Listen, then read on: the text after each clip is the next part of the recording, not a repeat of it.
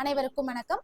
நம்ம இன்னைக்கு பார்க்க போற வீடியோ எத்திக்ஸ் புக்கோட 5th லெசனா இருக்கக்கூடிய திருவிழாக்கள். இது வந்து பார்ட் 1 வீடியோ தான். சரிங்களா? இந்த பார்ட் 1 வீடியோல நம்ம தமிழர்கள் என்னென்ன திருவிழாக்கள்லாம் ஃபாலோ பண்ணாங்க, என்னென்ன கடவுளை வந்து வழிபட்டாங்க, எந்தெந்த கடவுளோட திருவிழாக்களை எந்தெந்த நாள்ல செலிப்ரேட் பண்ணாங்க நம்ம பார்க்க போறோம்.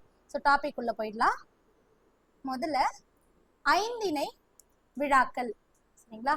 ஸோ சங்க காலத்துல தமிழகம் இருக்கு இல்லையா, குறிஞ்சி, முல்லை, மருதம், நெய்தல், பாலை என 5 வகையான நிலங்களா பிரிக்கப்பட்டிருந்துச்சு. இந்த 5 வகையான நிலங்களுக்கும் ஒரு கடவுள் இருப்பாங்க. அந்த ஒரு கடவுளுக்கும் இவங்க திருவிழாக்கள் வந்து எடுப்பாங்க. சரிங்களா? இதைதான் தொல்காப்பியர் வந்து என்ன சொல்லியிருக்காருன்னா, மாயோன் மேய காடுரை உலகமும், சேயோன் மேய மைவரை உலகமும், வேந்தன் மேய தீம்புணல் உலகமும், வருணன் மேய பெரும் மணல் உலகமும் அப்படின்னு சொல்லியிருக்காங்க. சரிங்களா? இப்ப மாயோன்னா யாரு? திருமால் இல்லையா? இப்ப திருமாலை வழிபடுறவங்க யாரு? முல்லை நில மக்கள். சேயோன்னா யாரு? முருகன். இவங்க குறிஞ்சி நிலத்துல இருக்கவங்க இவரை வழிபடுவாங்க. அதே மாதிரி வேந்தன் மேக்சிமம் யார சொல்லுவோம்? இந்திரனை நம்ம சொல்லுவோம். அப்ப எந்த நிலம்? மருத நிலம். வருணன், வருண பகவான் மழை பெய்வார் இல்லையா?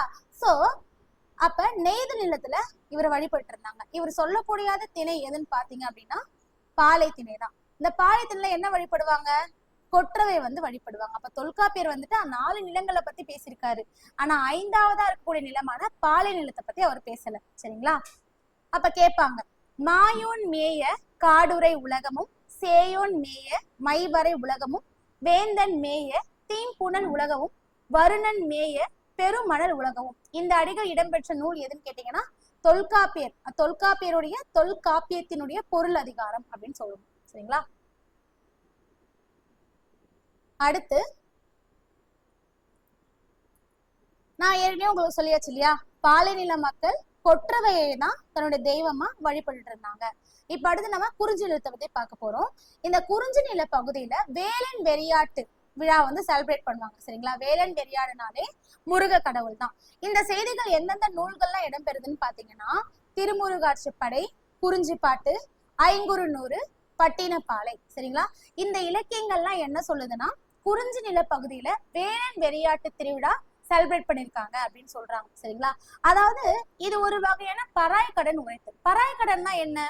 அதாவது நம்ம இப்ப வரைக்கும் நம்ம செலிப்ரேட் பண்றோம். எப்படின்னா, ஒரு கடவுள் கிட்ட போயிட்டு எனக்கு இதெல்லாம் நடக்கணும் அப்படின்னு சொல்லிட்டு நம்ம ஒரு வேண்டுதல் வைப்போம் இல்லையா? அந்த வேண்டுதலை நிறைவேற்றுற விதமா தான் இந்த வேலன் வெறியாட்டு விழாவே. இவங்க என்ன பண்ணுவாங்க? முருகன் கிட்ட எனக்கு இந்த மாதிரிலாம் நிறைவேற்றி கொடுங்க அப்படின்னு சொல்லிட்டு கடவுள் கிட்ட கேட்பாங்க. அதை கேட்டு வெற்றி அடைஞ்சிச்சு அப்படின்னா அதை பராய்க்கடனா செலிப்ரேட் பண்ணுவாங்க. மேக்சிமம் இவங்க வந்து நோய்க்காக தான் இந்த மாதிரியான வேண்டுதல்கள்லாம் வச்சிருப்பாங்க. சரிங்களா? ஏன்னா அப்பெல்லாம் வந்து மெடிசன்ஸ் அவ்வளவா கிடையாது இல்லையா?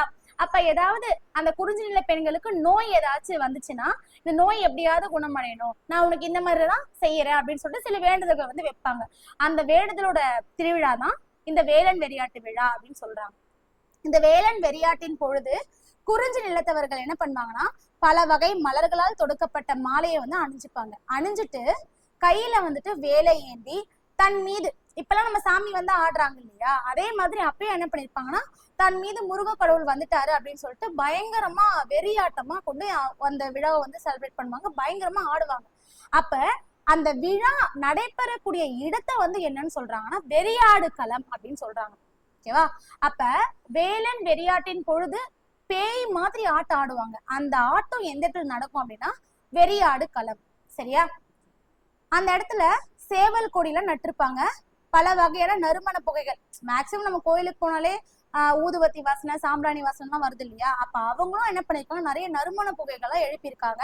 பல வகையான இசை கருவிகளும் எழுப்பிச்சு அந்த விழாவை நல்லா கொண்டாடி இருக்காங்க. அடுத்து இந்த வேலன் வெறியாட்டு விழா இருக்கு இல்லையா, அதோட எக்ஸ்ட்ரா டேட்டாஸ் வேற எங்க இருக்கு நீங்க பாத்தீங்கன்னா பறைப்பாடல்லையும் இருக்கு. நம்ம மேல வந்து என்ன பார்த்தோம்? அதாவது திருமுருகாற்றுப்படை, குறிஞ்சிப்பாட்டு, ஐங்குறுநூறு, பட்டினப்பாலை தான் பார்த்தோம். இதை தவிர்த்து பறைப்பாடல்லையும் இந்த வேலன் வெறியாட்டு விழாவை பத்தி சொல்லியிருக்காங்க.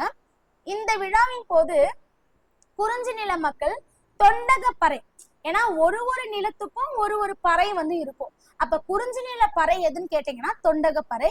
இந்த தொண்டக பறையை இசைத்து நடனமும் ஆடுவாங்க. இந்த ஆட்டம் என்ன சொல்றாங்கன்னா குன்றக்குறவை அப்படின்னு சொல்றாங்க. சரிங்களா, நல்லா பாத்துக்கோங்க. முருகனுக்கு தொண்டக பறை வச்சு வாசிச்சு நடனம் ஆடினாங்கன்னா அது குன்றக்குறவை. சரியா, அடுத்து முல்லை நில மக்கள் பால் சுரக்கும் மரமான வேப்ப மரத்தை தாய் தெய்வமா வழிபட்டிருக்காங்க இல்லையா. அந்த வழிபட்ட செய்தி எங்க இருக்குன்னா அகநானூர்ல இருக்கு. இந்த மாதிரி நூல்கள் சம்பந்தப்பட்ட எல்லா கேள்விகளும் கண்டிப்பா கேட்பாங்க. அப்ப இந்த இடத்துல கொஸ்டின் எப்படி எடுக்கலாம்? முல்லை நில மக்கள் பால் சுரக்கும் மரமான வேப்ப மரத்தை தாய் தெய்வமாக வழிபட்ட செய்தி எந்த நூலில் காணப்படுகிறது அப்படின்னு கேட்பாங்க. அப்ப ஆன்சர் என்ன? அகநானூறு. இந்த நில பகுதியில எயினர்களிடமிருந்தும் வேடர்களிடமிருந்தும் கால்நடைகளை பாதுகாப்பவர் யாரு? கருப்பசாமி இல்லையா. எயினர்னா யாரு? திருடர்கள், கொள்ளையடிப்பவர்கள். வேடர்கள் யாரு? ஒரு விலங்குகளை வேட்டையாடி சாப்பிடுறவங்க. சோ இவங்க 2 பேர்கிட்ட இருந்தும் விலங்கினங்களை, அதாவது கால்நடைகளை பாதுகாக்கணும் அப்படின்னு சொல்லிட்டு வழிபட்ட கடவுள் யாருன்னா கருப்பசாமி. இந்த கருப்பசாமி யாரோட அவதாரம் பாத்தீங்கன்னா கண்ணனுடைய அவதாரம். அதனால இவர் என்ன சொல்றாங்க? காலகுழல் கண்ணன் அப்படின்னு சொல்றாங்க இல்லையா, கருப்பா இருப்பார். அப்ப இந்த கண்ணனுடைய ஒரு அவதாரம் தான் இந்த கருப்பசாமி. சரிங்களா, அடுத்து இப்ப இந்த கருப்பசாமி என்னெல்லாம் சொல்றாங்கன்னா இருண்ட கானகத்திற்கு உரியவர் இல்லையா. ஏன்னா நைட்ல போய் பாத்தீங்கன்னா மேக்சிமம் காடுனாலே, நைட்டுன்னு இல்ல பகல் இல்ல, மேக்சிமம் காடுனாலே ரொம்ப இருட்டாதான் இருக்கும் இல்லையா. அப்ப இருண்ட கானகத்திற்கு உரியவர் தான் இந்த கருப்பசாமி. இவரு கரிய நிறம் உடையவர், மாயோன் எனவும் அழைக்கப்படுகிறார் அப்படின்னு சொல்றாங்க. சரிங்களா, இந்த மாயோனை பத்தி தான் தொல்காப்பியன் என்ன சொல்றாரு? மாயோன் மேய காடுரை உலகம் அப்படின்னு சொல்றாங்க. அடுத்து ஆயர்குல மக்களும் நிறைகளுக்கும் துன்பம் நேராம இருக்கிறதுக்காக திருமாலை வழிபட்டு குறவை கூத்து ஆடுவாங்க. இந்த குறவை கூத்து தான் என்னன்னு சொன்னாங்க? நம்ம ஆய்ச்சேர் குறவை அப்படின்னு சொல்றாங்க. அப்ப குன்ற குறவைனா என்னன்னா முருகனை வழிபடுறது, ஆய்ச்சேர் குறவைனா திருமாலை வழிபடுறது. சரிங்களா, அடுத்து மருத நில விழா. அதாவது மருதம்னாலே நமக்கு இந்திர கடவுள் தான் வருவார். சரியா, இந்திர கடவுளை பத்தி நம்ம நிறைய ப்ரீவியஸ் வீடியோல நம்ம பார்த்திருக்கோம். தமிழர் கலைகளே நம்ம நிறைய பார்த்திருக்கோம் இல்லையா. உங்களுக்கு ஏதாவது டவுட்னா அந்த வீடியோ போய் பார்த்துட்டு வாங்க. சோ மருத நிலத்துல கொண்டாடக்கூடிய ஒரு மிகப்பெரிய விழா தான் இந்த இந்திர விழா அப்படின்னு சொல்றாங்க. மேக்சிமம் நீங்க போய் பாத்தீங்கன்னா எப்பவுமே பசி பிணி இதெல்லாம் இல்லாம இருக்கிறதுக்காக தான் அவங்க வேண்டுதல் வைப்பாங்க. ஆனா இப்பெல்லாம் அப்படி போய் வேண்டுறோம், அப்படியா போய் வேண்டுறோம், என்ன சொல்றோம்? எனக்கு காசு வேணும், பணம் வேணும், பெரிய ஆள் ஆகணும் அப்படிதானே வேண்டுறோம். பட் அந்த காலத்துலலாம் நாங்க பசி இல்லாம இருக்கணும், பிணி இல்லாம இருக்கணும், பகைமை இல்லாம இருக்கணும் அப்படின்னு நினைச்சு வழிபட்டு வேண்டுதல்கள்லாம் வைப்பாங்க. சரிங்களா, அப்ப பசி பிணி பகை போக்குவதற்காக இந்திரனை மக்கள் வழிபட்டிருக்காங்க. சரியா, இந்த இந்திர விழாவை என்னன்னு சொல்றாங்கன்னா சாந்தி பெருவிழா, தீவக சாந்தி அப்படின்னு அழைக்கிறாங்க. சிலப்பதிகாரத்துல இந்திர விழாவூர் எடுத்த காதையிலையும் மணிமேகலையில விழாவரை காதையிலும் சொல்றாங்க. அப்ப கேட்பாங்க இந்திர விழா பற்றி சிலப்பதிகாரத்துல எந்த காதையில கேக்குறாங்க, மணிமேகலையில எந்த காதையில கேக்குறாங்கன்னு கேட்பாங்க.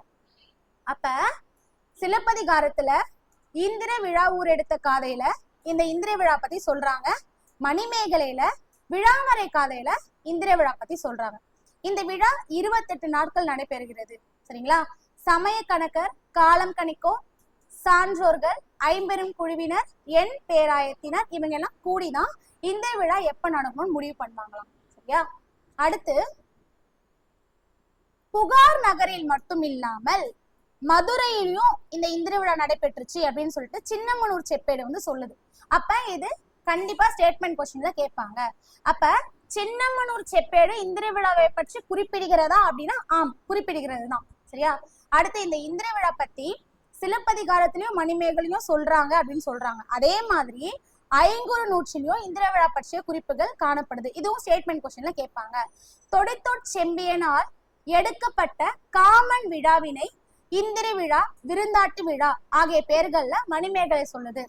ஓகேவா, அதே மாதிரி மணிமேகலை வந்து என்ன சொல்றாங்கன்னா காமன் விழாவை பத்தி, அதாவது தொடைத்தோட் செம்பியன் காமனுக்கு ஒரு விழா எடுத்திருப்பாங்க.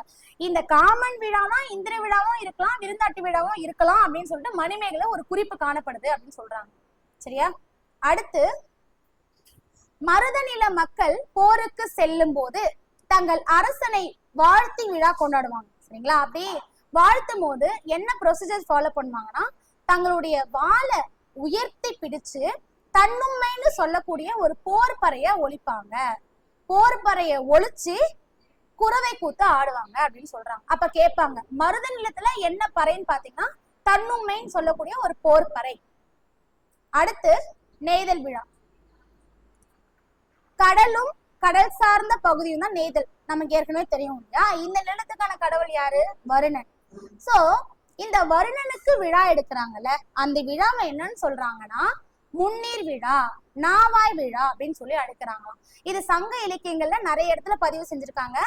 பல்யாக சாலை பாண்டியன் முதுகுடுமி பெருவழுதி இந்த விழாவினை கொண்டாடிய செய்தியினையும், கரிகாலனின் முன்னோர் நாவாய் திருவிழா கொண்டாடிய செய்தியினையும் புறநானூறு சொல்லுது. சரிங்களா? அப்ப கேட்பாங்க, புறநானூறு என்ன சொல்லுது? பல்யாக சாலை பாண்டியன் முதுகுடுமி பெருவழுதி இந்த விழாவை கொண்டாடி இருக்காரு. அதே மாதிரி கரிகாலனும் இந்த விழாவுக்கு நாவாய் திருவிழா கொண்டாடி இருக்காரு அப்படின்னு வந்துட்டு புறநானூறு சொல்றதா சொல்றாங்க. சரியா? அடுத்து பாலை நிலவிழா. குறிஞ்சியும் முல்லையும் முறைமையில் திரிந்த நிலம் தான் பாலை இல்லையா? அதாவது குறிஞ்சி முல்லை இது ரெண்டுமே முறிஞ்சி திரிஞ்சி வந்ததுதான் பாலை அப்படின்னு சொல்றாங்க.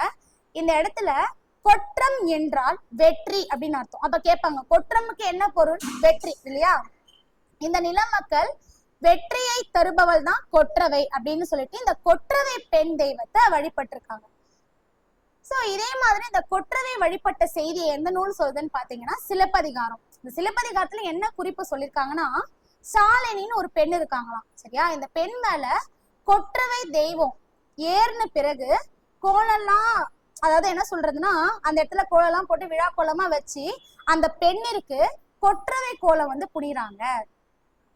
சரிங்களா? இவ்வாறு கொற்றவையை போல அலங்கரிக்கப்பட்ட அந்த பெண்ணான ஷாலினியை மான் மீது அமர செஞ்சு அவரை உலாவர செஞ்சு அவங்களுக்கு பின்னாடி நிறைய காணிக்கை பொருட்களோட பெண்கள்லாம் பின்தொடர்ந்து போறாங்க அப்படின்னு சொல்றாங்க. சரிங்களா? அப்ப இந்த குறிப்பு எங்க இருக்கு? சிலப்பதிகாரம் இருக்கு. சிலப்பதிகாரத்துல என்ன சொல்லுது? ஷாலினின்னு ஒரு பெண் இருக்காங்க, அந்த பெண் மேல கொற்றவை தெய்வம் ஏறப்பட்டு அந்த பெண்ணுக்கு கொற்றவை கோலம் புனிஞ்சு பிளஸ் விழா கோலம் மாதிரி அந்த இடத்த செட் பண்ணி கொற்றவை மாதிரி அலங்கரிச்சு மான் மேல அமர செஞ்சு அவங்கள ஃபுல்லா உலாவர செஞ்சு அவங்களுக்கு பின்னாடி பெண்கள்லாம் காணிக்கை பொருட்களை எடுத்துட்டு போவாங்க அப்படின்னு சொல்றாங்க. சரிங்களா? அடுத்து பத்தினி வழிபாடு இல்லையா? பத்தினி வழிபாடுனாலே நம்ம என்ன சொல்லுவோம்?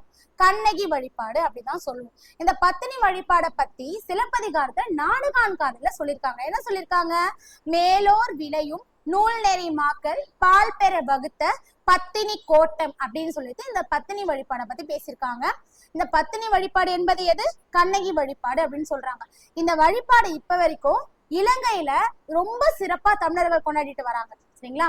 அடுத்து பாவை நோன்பு. பாவை நோன்புனாலே நம்ம என்ன சொல்லுவோம்? அதாவது கல்யாணம் ஆகாத பெண்கள் நல்ல கணவர் கிடைக்கணும் அப்படின்றதுக்காக நோன்பு எடுப்பாங்க. எந்த மாசம்னு பாத்தீங்கன்னா மார்கழி மாசத்துல பெண்கள் நோன்பு எடுப்பாங்க. இந்த மார்கழி நோன்பு அப்படின்னு சொல்றாங்க. அப்ப இந்த இடத்துல ஆண்டாள் பற்றிய திருப்பாவையையும், அதாவது ஆண்டாள் தானே இயற்றினாங்க, சோ இந்த ஆண்டாள் இயற்றிய திருப்பாவையையும் மாணிக்க வாசகர் அருளிய திருவெம்பாவையும் பாடி இறைவனை வந்து வழிபடுவாங்க. சரிங்களா? அடுத்து சித்திரை திருவிழா. இந்த சித்திரை திருவிழா ரொம்ப கிரேட், ரொம்ப பெரிய திருவிழான்னு சொல்லுவோம். ஏன்னா சைவம் வைணவம் ரெண்டுமே எப்பவுமே சண்டை போட்டு சிவன் தான் பெருசு பெருமாள் தான் பெருசுன்னு சொல்றாங்க இல்லையா? ஆனா இந்த சித்திரை திருவிழால மட்டும் சைவமும் வைணவமும் சேர்ந்துதான் விழா கொண்டாடுவாங்களாம். ஏன்னா அதனால என்ன சொல்றாங்க? தமிழகத்தோட மிகப்பெரிய திருவிழா அப்படின்னு சொல்றாங்க. இது எங்க நடக்குதுன்னா மதுரையில தான் செலிப்ரேட் பண்றாங்க. சரிங்களா? அதாவது எப்படி ரெண்டு பேரும் ஒன்னா செலிப்ரேட் பண்ணுவாங்கன்னு பாத்தீங்கன்னா, சைவ சமய விழாவான மீனாட்சி, மீனாட்சினா யாருப்பா? மீனாட்சி கடவுள், அது சிவனோட வைஃப் இல்லையா? அந்த மீனாட்சிக்கும் சுந்தரேஸ்வரருக்கும் திருமணம் நடக்கிற மாதிரி ஒரு விழாவையும், வைணவ சமய விழாவான கள்ளழகர் இல்லையா, கள்ளழகர் ஆட்சியில் இறங்கும் விழாவும் ஒன்னாதான் நடக்கும். கள்ளழகர் யாரு? திருமாலுடைய அம்சம் இல்லையா? அப்ப மீனாட்சிக்கும் சிவனுக்கும் கல்யாணம் நடக்கிற அந்த திருவிழாவையும் கள்ளழகர் ஆட்சியில் இறங்கக்கூடிய திருவிழாவையும் ஒரே நாள்ல செலிப்ரேட் பண்ணுவாங்க. இந்த ஒரே நாள்ல செலிப்ரேட் பண்ணது யாருடைய காலத்துல வந்துச்சு அப்படின்னு பாத்தீங்கன்னா திருமலை நாயக்கர் காலத்துல தான் வந்திருக்கு அப்படின்னு சொல்றாங்க. இந்த திருமலை நாயக்கர் காலத்துல தான் இந்த இரண்டு சமய விழாக்களும் ஒன்றாக கொண்டாடப்பட்டிருக்கு அப்படின்னு சொல்றாங்க. சரிங்களா? அப்ப கேட்பாங்க. அடுத்து சித்திரை மாதம் வளர்பிறையில 5ஆம் நாள் கரெக்டா? சித்திரை மாதம் வளர்பிறை 5ஆம் நாள்ல செலிப்ரேட் பண்ணி தொடர்ந்து 10 நாட்கள் இந்த திருவிழா வந்து நடக்கும். சரிங்களா? அப்ப சித்திரை திருவிழா 10 நாட்கள் நடக்கும். சித்திரை மாசம் வளர்பிறையில 5ஆவது நாள் செலிப்ரேட் பண்றாங்க. வைணவமும் சைவமும் சேர்ந்து கொண்டாடுற விழா தான் இந்த சித்திரை திருவிழா. சரிங்களா? அடுத்து ஆடிப்பெருக்கு. ஆடி மாதத்தில் பெய்யும் தென்மேற்கு பருவமழையினால் ஆறுகளில் புது புனல் பொங்கி வரும். ஆமா இல்லையா? ஆடி மாசத்துல பயங்கரமா மழை பெய்யும், தென்மேற்கு பருவமழை அதிகமாவே இருக்கும் இல்லையா? அந்த டைம்ல எல்லா ஆறும் நிரம்பி விவசாயத்துக்கு பயங்கரமா ஹெல்ப் பண்ணும் இல்லையா? அந்த விவசாயத்துக்கு பயன்படக்கூடிய ஆறுகள்ல முக்கியமான ஆறுன்னு எதுன்னு பாத்தீங்கன்னா காவிரி ஆறு இல்லையா?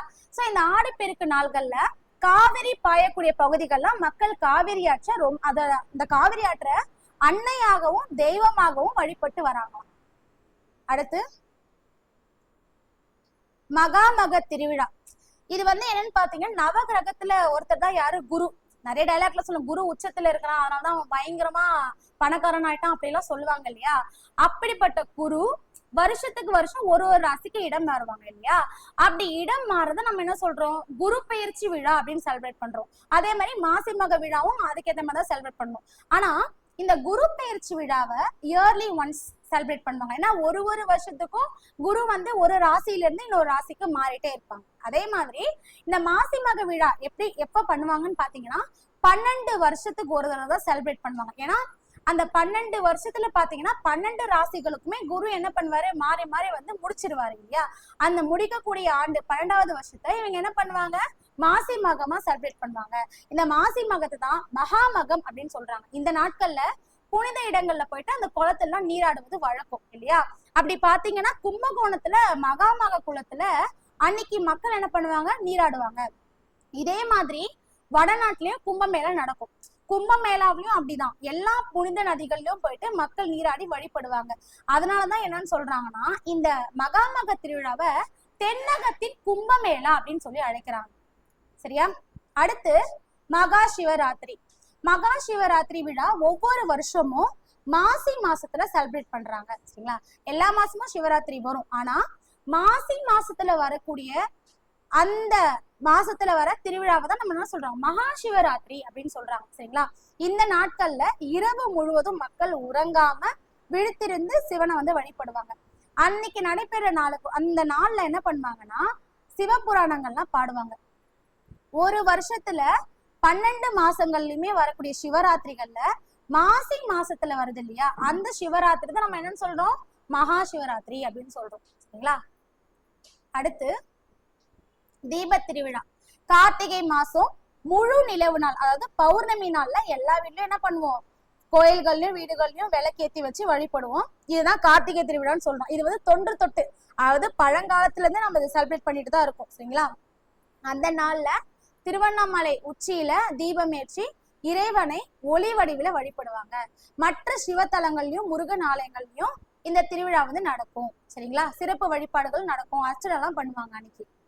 அடுத்து ஆதிரை திருவிழா. அதாவது திருவாதிரை அப்படின்னா ஆண்டுதோறும் மார்கழி மாசம் முழு நிலவு நாள் வருது இல்லையா? அந்த முழு நிலவு நாளதான் இந்த ஆதிரை திருவிழா திருவாதிரை திருவிழா நடக்கும் இல்லையா?